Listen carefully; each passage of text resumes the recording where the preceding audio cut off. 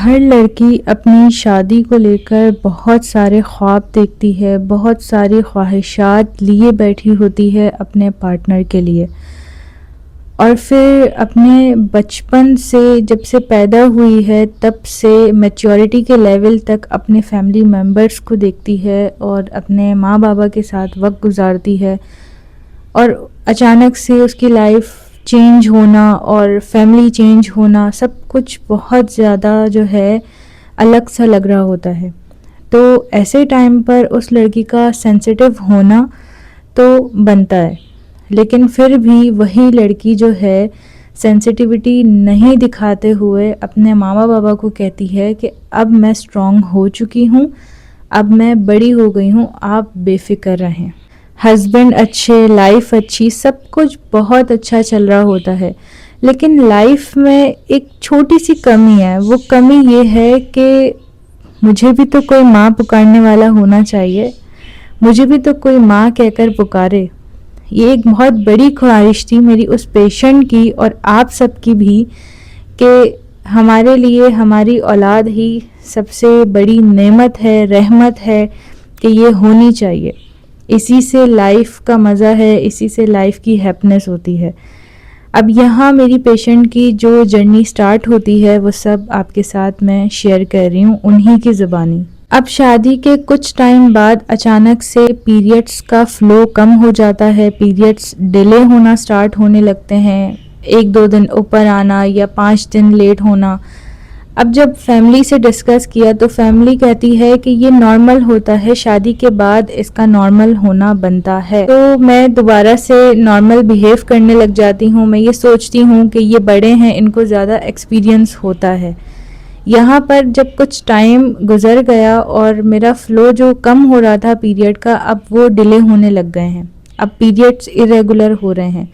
इतने में जब मैं डॉक्टर के पास जाती हूँ और डॉक्टर से ये कंसल्ट करती हूँ, डॉक्टर को अपनी सिचुएशन बताती हूँ, तो डॉक्टर मुझसे सबसे पहला सवाल करती है कि आपके हस्बैंड के साथ आपका बॉन्ड कैसा है, आपका रिलेशन कैसा है। वो बताती हैं कि मेरा रिलेशन जो है बहुत अच्छा चल रहा है अपने हस्बैंड के साथ, मैं बहुत हैप्पी हूँ, मेरी हैप्पी मैरिड लाइफ है और अब जो है मैं बेबी प्लान करना चाह रही हूँ।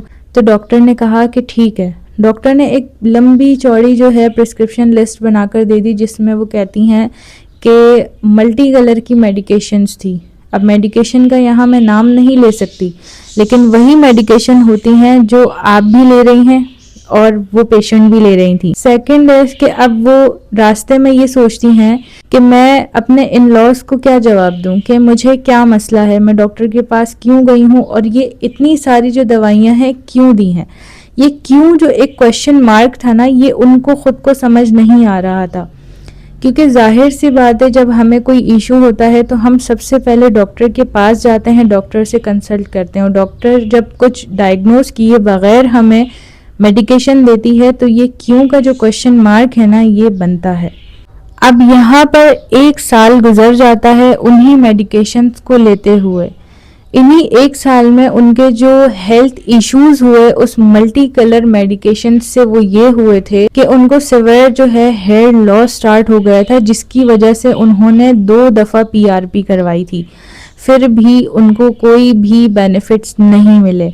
यहाँ तक कि उनके स्टमक इश्यूज इतने थे कि एक तो वो जो डॉक्टर ने मल्टी कलर की मेडिकेशंस दी थी वो यूज़ कर रही थी और एक तरफ अपनी डर्मा से जो है वो हेयर लॉस का ट्रीटमेंट करवा रही थी और अलग से जो है स्टमक प्रॉब्लम के लिए वो स्टमक की मेडिकेशन ले रही थी। यहाँ पर उनके हस्बैंड ने उनसे एक ही बात की कि मैं आपको आपके बाबा के घर से ऐसे नहीं लेकर आया था, आप ऐसी नहीं थी जब आप मेरे पास आई थी, आपको क्या हो गया है। अगर इतना ज़्यादा आप सीरियस इन चीज़ों को ले रही हैं तो आप स्टॉप कर दें, कोई मेडिकेशंस आप ना लें। यहाँ पर मेरी पेशेंट कहती हैं कि मैम, मैं अपने आप के लिए एफर्ट नहीं कर पा रही थी, जबकि मुझे खुद को भी संभालना, अपने हस्बैंड को भी संभालना, क्योंकि ये मेरी जो है जिम्मेदारी है। यहाँ पर इन लॉज और सोसाइटी वाले मुझे छोड़ नहीं रहे, सिर्फ यही बात कर रहे हैं, गुड न्यूज़ कब दोगी, तुम्हें कोई बीमारी है, तुम्हें कोई मसला है, तुम्हारा हस्बैंड के साथ कोई रिलेशन सही नहीं चल रहा। ये जो कुछ सवाल जो पूछते हैं ना सोसाइटी और इन लॉज और ये सारे लोग, ये आपको जो है डिप्रेशन दे रहे होते हैं इनडायरेक्टली, और आप डिप्रेशन में जा रही होती हैं। कुछ यूं ही मेरी पेशेंट के साथ भी हुआ था। अब मेरी पेशेंट अच्छी लैब गई, वहाँ से अल्ट्रासाउंड करवाया, लैब जो है जो टेस्ट वगैरह होते हैं हार्मोन्स के वो करवाए, और तब जाके पता चला कि इनको PCOS है। कोई बीमारी है? नहीं, कोई बीमारी नहीं है। आपका लाइफस्टाइल शुरू में थोड़ा सा डिस्टर्ब हो गया था। शुरुआत में ही मैंने आपको ये बात कही थी, अगर आपको याद हो, कि एक लड़की अपने फैमिली मेम्बर को अपना जो पैदा होने से मैच्योरिटी तक का सफ़र था वो छोड़ के अचानक से जो है अपने दूसरी फैमिली मेम्बर्स के साथ जो है कनेक्ट हो रही है, तो उसका स्ट्रेस, उसका सेंसिटिव होना बनता है। वो बज़ाहिरी कुछ शो नहीं कर रही है, लेकिन अंदर ही अंदर बहुत सारी चीज़ें, बातें चल रही हैं, फेस कर रही हैं। 5-6 महीने उन्होंने अपनी तरफ से अपना रोड मैप बनाया, लेकिन फिर भी कोई फ़ायदा नहीं हुआ। अब यहाँ पर दोबारा जो है हार मानने की बात थी, लेकिन उनका कहना है कि मेरे पास, मैं स्क्रॉलिंग कर रही हूँ और नताशे खान की वीडियो आ रही है, और यहाँ पर जब मैंने उनकी प्रोफाइल देखी तो हर एक पेशेंट का रिव्यू था जिसमें उन्होंने कहा है खुद कि 1 से 2 मंथ में मेरा PCOS मैनेज हुआ है, मेरा मसला ठीक हुआ है।